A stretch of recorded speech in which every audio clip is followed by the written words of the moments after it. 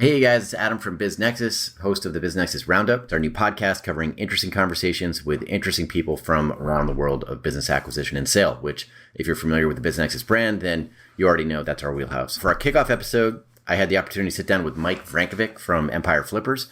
Mike heads up Empire Flippers' new passive investment program, EF Capital, which just recently launched and has been swamped with traction ever since. The program is disruptive for a number of reasons. First, as an operator, it gives you access to a potential ocean of capital you'd otherwise have a hard time getting in front of to fund a business acquisition. Second, if you're an accredited investor, this is something you should definitely check out and do some research on if you're interested in potentially putting capital to work in the online space, like SaaS, e-com, any of these other areas that have just continued to accelerate. We'll be dropping these podcasts each week moving forward. This is new territory for us. So if you like what you hear, please spread the word, give us some stars on Apple Podcasts. That's it. Let's get into it.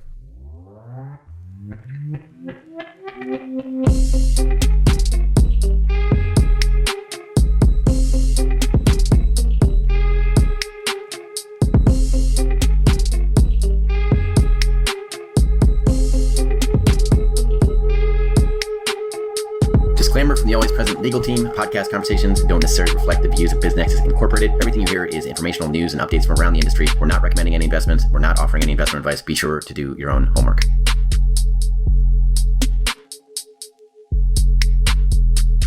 Hey guys, it's Adam with the BizNexus Roundup. Joining me this week, we have Mike Vranjkovic from Empire Flippers. Great to have you here, Mike. Hi, Adam. Thank you for having me. Yeah, absolutely. Mike's down in Medellin right now. You've been passing the pandemic down there for the duration, right, Mike? Yeah, I've been here for a couple months now. I was back in Chicago, and then I came down here when it started getting cold. I love that. Yeah, Empire has a distributed team, as do we. So we're all over the place. So we've got Mike here today to chat about EF Capital. Mike, I believe you're a partner in EF Capital along with Empire, right? Correct. I'm the manager of Empire Flippers Capital. Great. And so we're going to run through that today. I think this is a really cool new way to invest in online businesses. I think it's going to be huge in terms of facilitating investment into this space and encouraging more operators to double down on the acquisition entrepreneurship game. I think this is going to really douse more gasoline on what is already a very active industry. So Mike, we typically keep these things around 20, 30 minutes so we can get right into it. Why don't you just kick it off by giving us a little background on you, Empire, and the kind of the big idea or the elevator pitch for EF Capital and how that came to pass. Sure. That sounds great. So as many of your listeners probably already know, Empire Flippers is a online business broker. We're one of the larger players in the space. We have 70 full-time team members. Last year, we've brokered over $80 million in websites. And one of the requests that we've constantly had is, if I buy one of these online businesses, can you just run it for me? Or can I passively invest in one of these online businesses? So that's how Empire Flippers Capital was born. This is a brand new program. The quick 2-minute overview is it's a platform for matching up passive investors and experienced online business operators. So the investors buy fractional pieces. Their investment is completely passive. They're not involved in any of the day-to-day operations or strategy or actually even picking what business to buy. The investors pick a operator based on that operator's track record, acquisition criteria, and strategy. And then the operator buys the business from Empire Flippers using our normal process, and they manage that business. The investment holding period is 2 to 4 years. The investors get quarterly reports and quarterly payments after a short 6 to 9 month delay. Financials are put together by third-party accounting firms. And really the goal here is to make this, one, to make it a passive investment or asset for investors, and two, give investors the ability to put together a diversified portfolio. So something with multiple operators, multiple different monetizations, different strategies, and different risk factors and points of failure. In terms of numbers, investors are giving up 1/3 of the profits to turn this into a passive investment. We're expecting to be able to generate something in the range of 20 to 25% average annual returns for investors. And the operators are putting in their own cash on every single deal. All their track records and performance will be public. And it's only open to accredited investors with either a $1 million+ net worth or an income of $200,000. And the minimum investment is $10,000 per deal. And that's my accelerated pitch. Yeah, that's great. I'm sure we'll have to touch on some of that again. But got 25% annual return. That sounds great. How's it been going? When was the official launch date on this? Obviously Empire's huge in the online space, but EF Capital is new. So when did you guys kick this off? Yeah, so I think we launched just a little bit over a month ago. So we launched in early mid-January. So we're a little bit more than a month into it. Currently, all of the six deals are raised between anywhere from 30 to 60%. I think across the board, we're a little bit over 40% of the money raised. And our hard close is at the end of March. But we've got some incentives for people to invest early as well. So you launched a month ago and you're 40% there and you're closing out in March. Is that right? Correct. Okay. And how much are you raising total? We're raising $9.5 million total, spread across six deals. So each deal is between $1 and $2 million. Oh, that's great. Okay. Interesting. And in what size deal are you focused on for this? Is there a set range that you're targeting? Yes. So each operator has a little bit of a different acquisition criteria. So each deal is 1 to 2 million total. Some operators are looking for one investment. So when in one of the deals, one of the operators is looking for $1.5 to $2 million acquisition.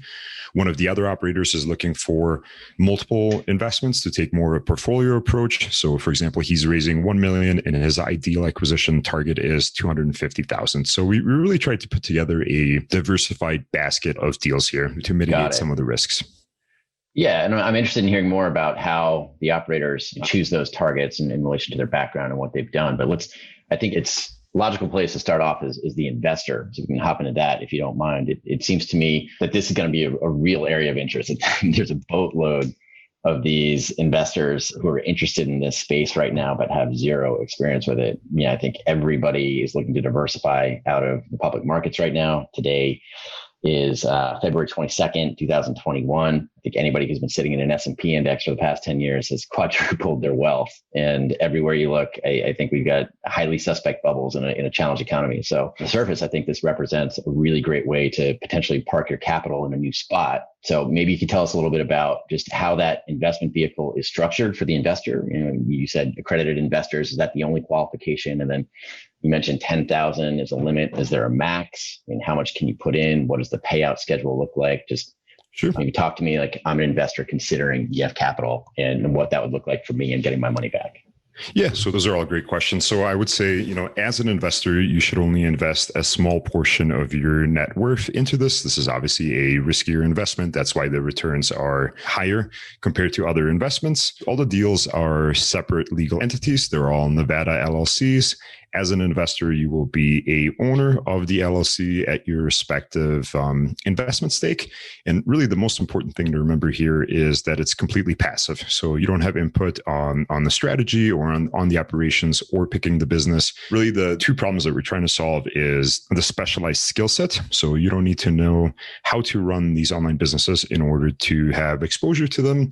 And then two is the time component. We actually have some investors that already run their own portfolios of online businesses, but they are looking to deploy some of their cash without having to invest the time. And then the other important thing I really want to point out here is, we've launched with 6 different deals. So as an investor, you should really not try to pick the one deal that you think will outperform over the others. There are things that will happen out of our control, out of the operator's control. So you should really do a basket of these. In our base case scenario, we're actually expecting as many as 1 out of 5 deals to fail. And even with that, I think we can generate great returns for investors. Got it. Okay.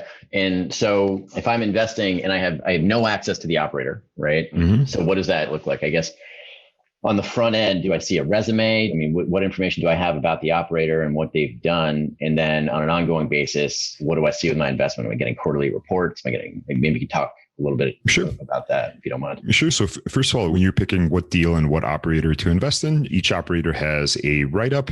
We talk about their experience, their track record, exactly what they've done in the past. Oftentimes these operators are past, actually in all the cases, they're past customers. So people that have worked with Empire Flippers, in many cases, they've bought and sold multiple businesses with us. So we're oftentimes the ones that have actually put together their P&L statements, but all that information will be on the deal page. And then you have their acquisition criteria. So they're going to lay out exactly what their ideal target looks like, what they're looking for, and this will be directly based on their track record. So their strategy and their target will be something that they've done in the past successfully. And then we also have short audio interviews with each operator. So there's a 30 to 45-minute interview with each operator that goes more into the why of why they've picked a certain strategy, why they're looking for this specifically, and how they plan to manage and grow it. So once you've picked your operators, you, like I said, the investment is completely passive. You receive quarterly reports. The reports will include financials put together by third-party accounting firms with access to the bank accounts, with access to all the numbers. We'll put those in the reports, and the operator will also provide commentary. Things like, this is what I've done this last quarter. This is what has worked well. This is what hasn't. And then this is my plan going forward. And all this information will be audited by Empire Flippers as well. Got it.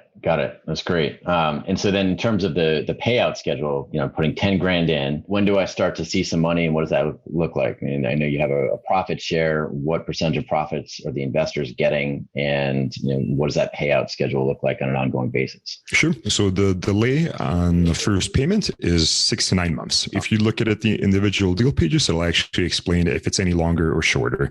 And that simply accounts for the time that it takes to find the correct business to buy. It accounts for the delay between when money is earned and when it is paid out, and also accounts for the operators reinvesting some of their earnings. So expect the first cash distribution to be 6 to 9 months into it, and possibly a little bit longer on the FBA deals. After that, the investors receive 2/3 of the business profits. So if a business makes 30 grand in a month, the investors will receive 20 out of that 30 grand at whatever percentage they have invested. So effectively, there's a 33% carry. 10% of that is going to EF Capital, and 23% of that is going to the operator. Got it. So that goes on for an ongoing basis, right? Until the exit, which is there a time limit on this? I mean, what's the life Correct. of the investment? So we're expecting the average holding period to be 2 to 4 years. This will vary from deal to deal. The minimum is 1 year. So all the operators have agreed to hold the assets for at least a year to make sure that investors get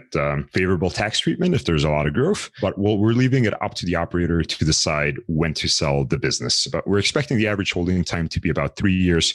When the business is sold, investors will recoup their initial investment first, and then any profits from the increase in sales value will be split at the same percentages, where investors get 2/3 of it. Got it. And last question on this one, as an investor over 2 to 4 years, right, which is liquid, but not as liquid as private equity, right? You're not getting stuck into something for 7 to 10 years. I'm putting my money in for 2 to 4 years. Am I on the hook for any additional investments, any capital calls along the way, or is it just that initial investment and then wait and see? So that's a really good question as well. So we've set it up for there to be no capital calls. So whatever money you invest, that's your only investment, and the operators are taking that into account for the strategy, especially for the physical e-commerce businesses. They're setting money aside for working capital and for inventory. But from an investor's perspective, there's no additional capital calls. Once your money is in, that's all that's needed.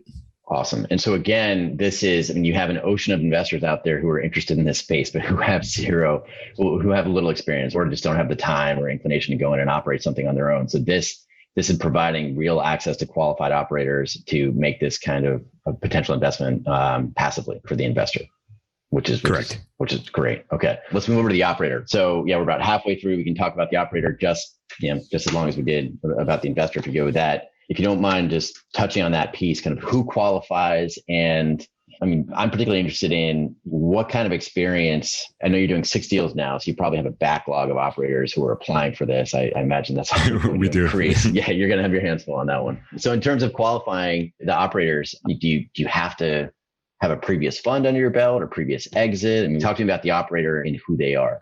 You're absolutely right. It's a two-sided marketplace. So we have to grow both at the same time. We have to grow the investors and grow the operators. I know that pain.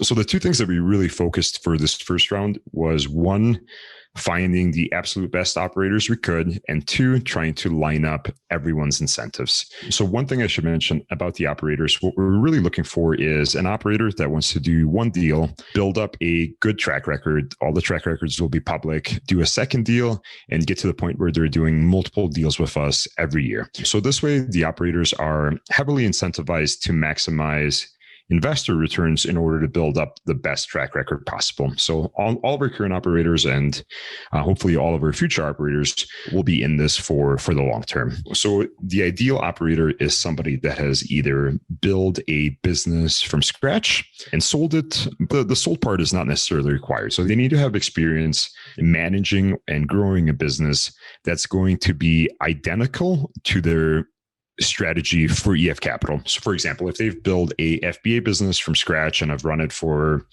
3 years or 5 years or whatever the case may be, they won't be able to do a SaaS business with EF Capital. So their track record has to be identical to what they plan on doing. If they've done this with multiple businesses, that's definitely a plus as well. And not only are we looking for good operators in their own right, we're looking how these operators fit together. So in this first round, we have 6 different operators. We have 2 FBA operators, 2 e-commerce operators, and the other 4 operators are focusing on content.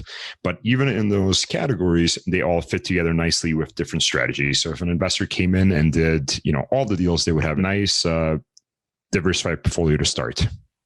Got it. Okay. And so you'll just keep vetting these operators on an ongoing basis and building out their profiles. And ultimately, as an investor, I'll be able to go through and browse these profiles of operators, and some will have more and more experience with EF Capital. Some will be newbies. And exactly. Okay.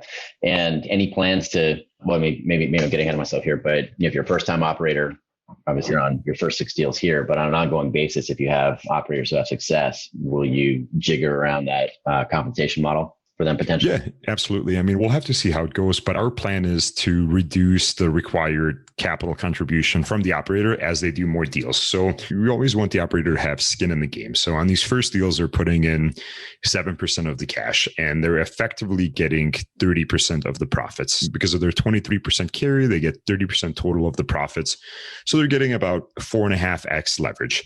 So we think on future deals, as these operators build up better track records, we can give them more leverage. So maybe we drop their capital contribution to 5% on the next one, and then we continue decreasing it where they still have money in every deal.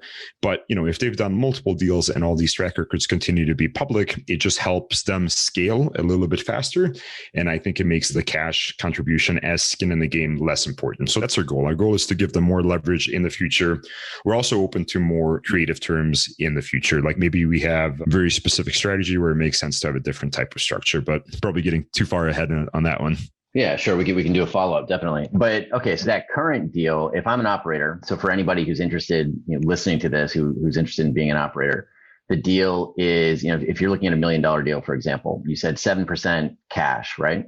So 7% Correct. equity. It's actually 6.7%, but let's just round up to 7 to make the math easier. Keep it simple because I'm kind of doing this on the fly. I don't want to get caught. So let's stick with $1 million example, 7% cash. Then you said 30% of the profit. So if it's $1 million deal, I'm on the hook for putting down 7% of that cash, right? Yep. Okay. And any salary there for no compensation other than profit share, right? What does that look like on an ongoing basis? Correct. So operators don't receive any other compensation. They're not allowed to take a salary. Any expenses that they have to be at cost. So that includes, their in-house team or any contractors or any services. So, their only compensation comes from their 7% investor piece that they put cash in for, and their 23%, operator carry, or said another way, their 30% of the profits. Got it. So I get approved to be an operator, and then the money gets raised. And then I get a green light and I'm off on the hunt. I'm looking for an acquisition. So how much time do I have to make an acquisition, right? From starting to acquisition, is there a limit on that? Like traditional search funds, for example, might go 2 years, but that's a different type of business. Obviously, it's not an online focused business. So we purposely put a relatively short limit on it. So once the money is raised and once the fund closes, operators have 90 days to find their acquisition. If they're not able to find their ideal target, we will return the money to investors. However, we're not going to penalize operators for not being able to find what they're looking for. So if it gets to the 70, 80-day mark and they still haven't found something, that's not a problem. It won't count against them. If we send the money money back to investors, what we'll probably do is just turn around and do another raise with the same operator and say like, they weren't able to find anything in the previous round. They would like to try again. Would you like to reinvest with them? The feedback we've gotten from investors is that most of them are open to giving an operator additional time, but we didn't want to make it an open-ended proposition where the investors don't know when they will potentially get their money back or how long it will be locked up for. Got it. So as an operator, if I don't make an acquisition, there's potential that the investors might want to just give me another 3 months, right? If they're really excited. Correct. Okay. Interesting. And where is there, am I limited to Empire deals, or where can my deals come from? Can I have kind of a short list of deals when I'm signing up to be an operator, or, am I going anywhere for deals, or are they coming out of the Empire pool? So all the acquisitions are made on Empire Flippers. So you're restricted to buying something from our marketplace. And we really wanted to do this, to be able to control more of the process. And then the same restriction is there for selling as well. So you have to sell on Empire Flippers unless let's say a strategic buyer comes along and they're willing to offer you above market, then we're willing to waive that rule. But you should expect to buy and sell on Empire Flippers. Got it. Okay. Yeah, I think this all sounds really, really great, Mike. I think this, obviously provides a pretty clear solution for additional financing for these types of deals. It's a huge problem in the industry and allows accredited investors to get into an asset class that otherwise have a real challenge getting access to. So I'm excited to see how big this gets. I'd love to check in a few months and just see where you are if you're up for it. This is clearly a timely offering. Today, again, February 22nd, 2021. This is something that I think is going to be attractive, especially there's a backlog of operators. There are people who are looking for financing. That's a clear pain point. And then you have, again, the investors who want to get access to deals like this, but who just haven't had a way to do it if they don't have the experience and do it from a passive standpoint. And I think this really solves both of those pain points. Is a nice solution. So if you're up for it in a few months, maybe we can check in and see how things are going. Yeah, absolutely. I would love to be on the podcast again. All right. Yeah, that'd be great. So thanks for being here today. Can you tell us where we can find you, how investors, operators listening to this show can get involved? We'll put all the links in the notes on the show, but maybe if you just run through where we can find you, that'd be helpful. So first one for the operators, if you're interested in being an operator, please fill out a form. I'll share the link with you. And the form will simply ask about your previous experience. And then when it's time to do the next round, we're going through all the form answers and we'll be reaching out to people to set up calls. So I'll share the link with you. For investors, the best place to get started is go to empireflippers.com/capital. That will be the investor information page that gives you a bit more details on how everything works. If you click on see all deals, you'll be able to see the actual individual deals, see all the operators' acquisition criteria, track record, strategy, and you'll be able to see the interviews there as well. And just want to mention a couple deadlines.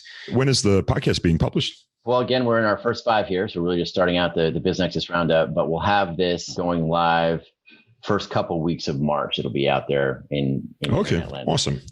So it sounds like everybody will have a chance to participate before it closes at the end of March. I'll share all the links with you as well.